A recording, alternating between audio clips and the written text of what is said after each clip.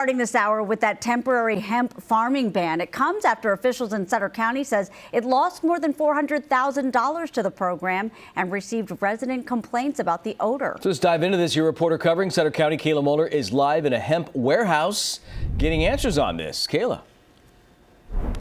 Yeah, hi there, guys. If you take a look to my left and pretty much all around me in this warehouse, these are full of ground up hemp that's ready to be shipped out of state. Now, what is hemp? It's botanically the marijuana plant sativa, but its THC levels are much lower, less than 0.3%, so it cannot get you high, but the smell is indistinguishable. So between the lost revenue and residents complaining, the Sutter County Board of Supervisors has voted to put a 45-day ban on the cultivation of hemp.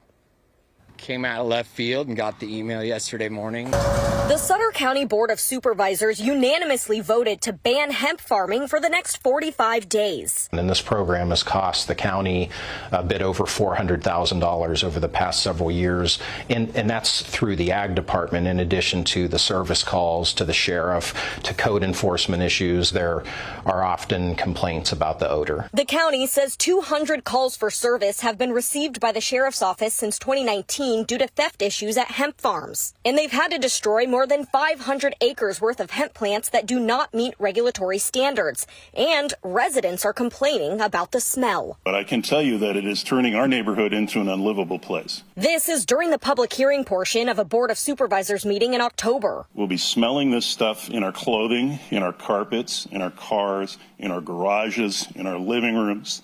It's not compatible with neighborhoods and residential areas. The county ag department says hemp farms must be 1,000 feet away from sensitive receptors like schools and churches, and must be 500 feet away from residences not owned by the farmers. Even with those buffers in place, there still are complaints that are coming to the board. People aren't complaining about our operation. They're complaining about operations with people not being honest and not playing by the rules. This is the hemp biomass. This farmer says the ban is slowing down their goal of expansion, and they've had to pull contracts that were already in the works. We're employing a lot of people here.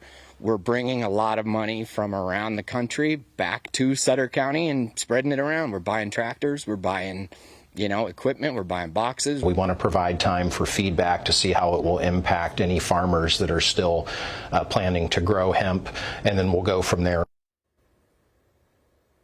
Yeah, again, this is only a temporary 45-day ban for now. The county administrator tells me that they plan to have another public hearing sometime in January, and then that's when they will either decide to permanently ban hemp growing or just revisit the rules and regulations. And Kayla, remind us what kinds of things hemp is used for.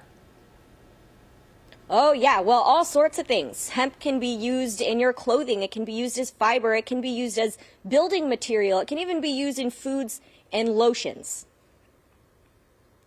All right. Interesting take on that. Thank you, Kayla.